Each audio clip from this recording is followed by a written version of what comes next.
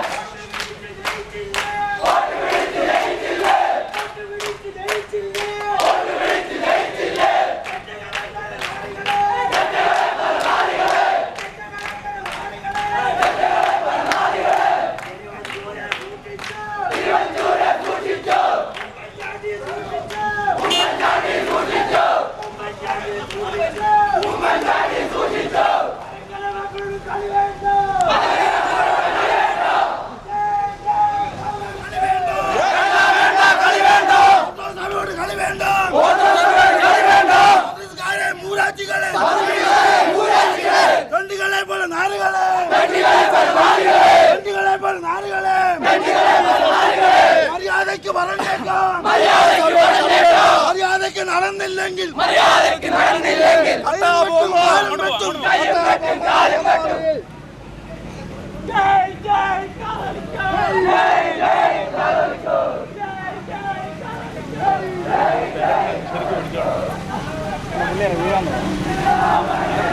ബ്ലോക്കായി കിടക്കട്ടെ, കുഴപ്പമൊന്നുമില്ല.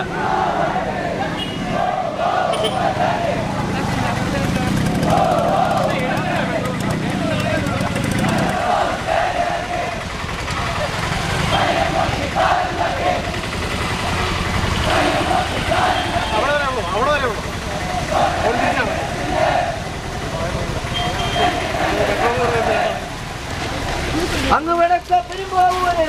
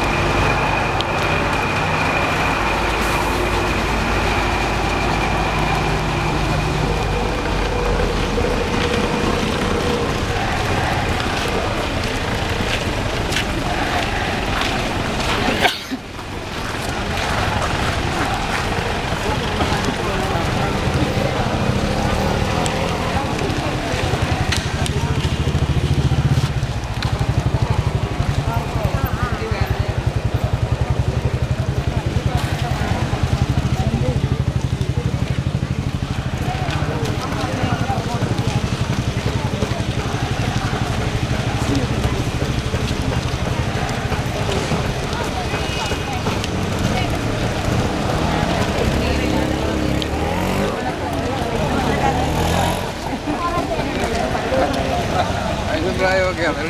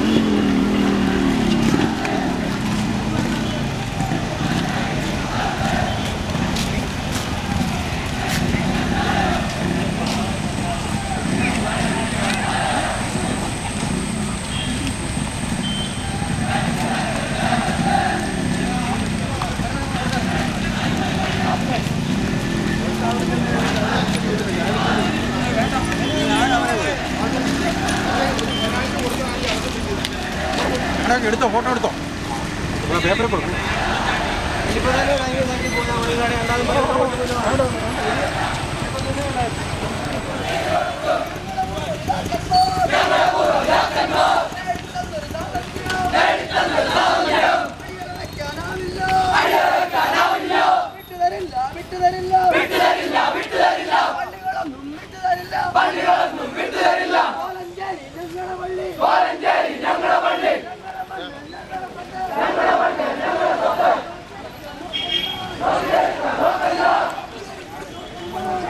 Come on.